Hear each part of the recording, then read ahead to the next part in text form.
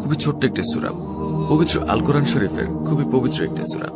এই সূরাটি আপনারা কিভাবে পড়বেন? এমনটি তো আপনারা সকলেই করতে পারবেন, কিন্তু যখন আপনারা এই আমলটি করবেন, মানে শুরুতে আপনাদের আগে ওযু করতে হবে। আর এই আমলটির সময়ের ব্যাপারে আমি আপনাদেরকে ক্লিয়ার ভাবে বুঝিয়ে দেই।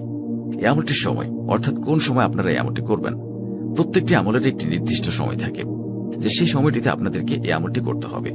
তো এই আমলেরও একটা নির্দিষ্ট সময় রয়েছে, আর সেই সময়টি হলো আপনারা এই আমলটি যে কোনো সময় করতে পারবেন। এটা হচ্ছে একটি নির্দিষ্ট টাইম। তো আপনারা যখন ওযু করে নেবেন, এই আমলটি করার জন্য প্রথমে আগে আপনারা পশ্চিম দিক হবেন অথবা কিবলামুখী হবেন। আপনারা অবশ্যই আগে পশ্চিম হবেন অথবা কিবলামুখী হয়ে বসে পড়বেন। তারপর আপনারা প্রথমে একবার আউযু বিল্লাহি মিনাশ শাইতানির রাজিম পড়বেন।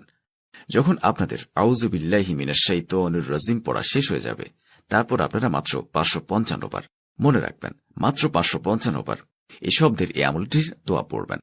তো আপনাদেরকে তা একটু আগে আমি উচ্চারণ করে শুনিয়েছি, আমি আবারও বলছি, সুবহানাল্লাহ সুবহানাল্লাহ।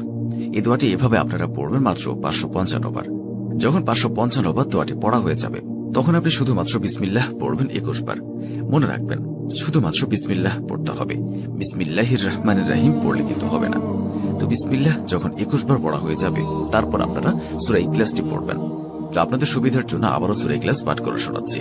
কুল হুয়াল্লাহু আহাদ আল্লাহুস সামাদ লাম ইয়ালিদ ওয়া লাম ইউলাদ ওয়া লাম ইয়াকুল লাহু কুফুয়ান আহাদ। যাদের মুখস্থ নেই তারা এখনই মুখস্থ করে নিতে পারবেন, আর যাদের আগে থেকে মুখস্থ রয়েছে তাদের জন্য আরো ভালো। তো সূরা ইখলাস, তারপর আপনাদেরকে পড়তে হবে সূরা ইখলাস মাত্র 21 বার। আর অবশ্যই মনে রাখবেন, আপনারা যে 21 বার পড়বেন, প্রত্যেকবার মানে একবার একবার করে গুনে গুনে যে আপনারা সূরা ইখলাসটি পড়বেন, প্রত্যেকবার সূরা ইখলাস পড়ার আগে আপনারা বিসমিল্লাহির রহমানির রহিম পড়ে নেবেন। তারপরে সূরা ইখলাস পাঠ করবেন, এইভাবে 21 বার পাঠ করবেন।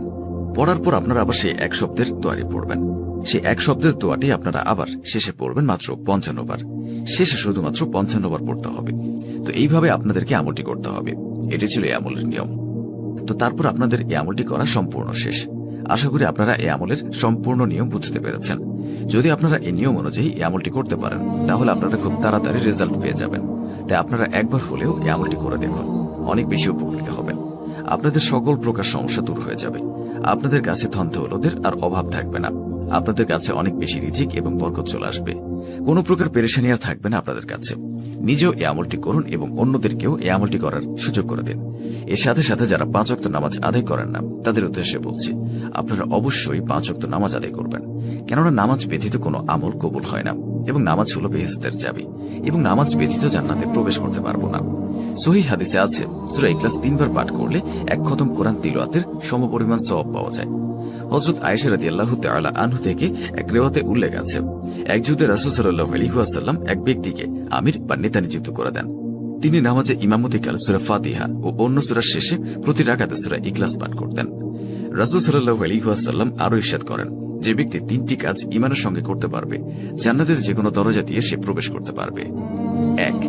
যে হত্যাকারীকে ক্ষমা করে দেবে। 2. যে ব্যক্তি গোপনে ঋণ পরিশোধ করবে। তো বন্ধুরা, এই ছিল আমাদের আজকের ভিডিও। ভালো লাগলে অবশ্যই লাইক, কমেন্ট এবং সাবস্ক্রাইব করবেন, এবং ভিডিওটির